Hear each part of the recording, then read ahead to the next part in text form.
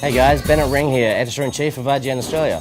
We're at the gun store in Las Vegas, here to check out some of the guns that you'll see in Call of Duty 4 Modern Warfare.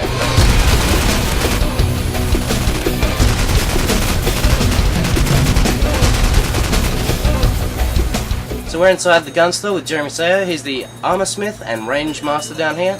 He's going to be taking us through some of the weapons that are in Call of Duty 4 Modern Warfare. So what are some of these guns we're going to be firing, man? We're going to be firing the M9 Beretta, which is the standard pistol. We also have the M16 and the AK-47. We're also going to be shooting the RPK and the M249 SAW. Awesome. Let's hit the range and shoot some stuff.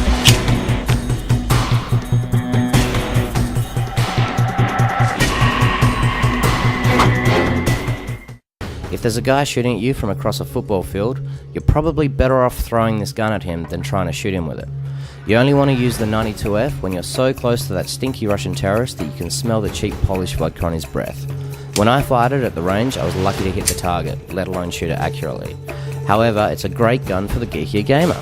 It's light enough for even the most exercise-deprived WoW player to pick up, and has about as much kick as a My Little Pony. In-game, it's modelled very similarly. This is your backup weapon, only to be used when you don't have time to reload your primary, trying to bust the cap in some guy's butt from a range further than about 10 metres or 30 feet. This isn't an assault rifle, it's actually one of the laser guns stormtroopers use in Star Wars. You point this thing at something and that's where your bullets will go. Sure, the bullets are only the size of a grain of rice, but a grain of rice flying at the speed of light is enough to ruin your day. Seriously though, the M16 is the all-American high-tech answer to the primitive Russian AK-47. I'm pretty sure it's made of the same stuff as the space shuttle, well, probably. It's as accurate as a laser pointer, and undoubtedly costs more to develop than the entire moon landing program. Due to the low recoil, awesome sights, and handy foregrip, I had my most accurate results with the M16, and the in-game gun is just the same. Mine was modified to fire on full automatic, but in-game you're limited to 3-round bursts. This makes it more suitable for reaching out and touching long-range enemies. At close range, I recommend grabbing it by the barrel and swinging it like a club. That's how ineffective it is. When you absolutely, positively must kill every AI opponent in the room, well, provided the room is nice and small. The AK isn't renowned for its accuracy, but it is renowned for its reliability and stopping power. Sadly, our AK was modified to fire smaller bullets, so it didn't have quite as much kick as the real thing, but it did feel Russian in some way. Unlike the US guns, there's a brutish, primitive feeling to the AK. It's like the difference between a muscle car, the AK, and a Formula 1 car, the M16. They're both fun, but there's something about firing the AK that felt like you're being punched in the guts, slapped across the face, and loved every second of it. In the game, the AK-47 has much more recoil than the modified version I fired. This means it's awesome for clearing rooms and short distances. But if you get into a long-range firefight with it, you're probably better off turning it on yourself. The end result will be the same, so you may as well make it as quick and painless as possible. Still, with lots of practice and a decent scope, I can see the AK becoming an elite sniper's weapon of choice, as it's got the stopping power of a Rhino on steroids.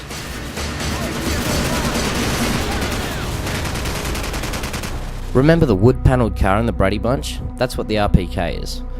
It's not just the lovingly crafted stock, made from some exotic rainforest somewhere in the world that's on the verge of extinction. It's the whole feel of the thing.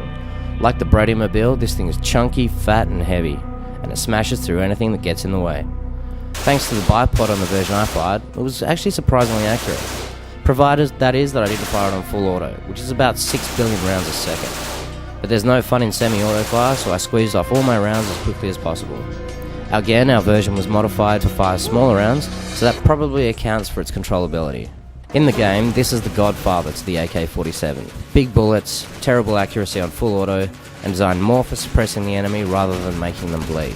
But what I like best is the fact that it's nice and loud. Every time you squeeze that trigger, it sounds like a battery of howitzers going off. Apparently this gun costs around 200 grand, but it made me feel like $1 million. The SAW is the US Army's squad assault weapon. It's basically a light machine gun. It spits out lead faster than any gun I've fired, yet I still managed to keep most of the rounds within that piece of the target, commonly referred to as the face, which is exactly where bullets do the most damage. Firing this thing filled up the entire room with a wall of flame, hot casings bouncing off the walls, off our camera guy and covering the floor. Firing this is a sensation that every human being must experience.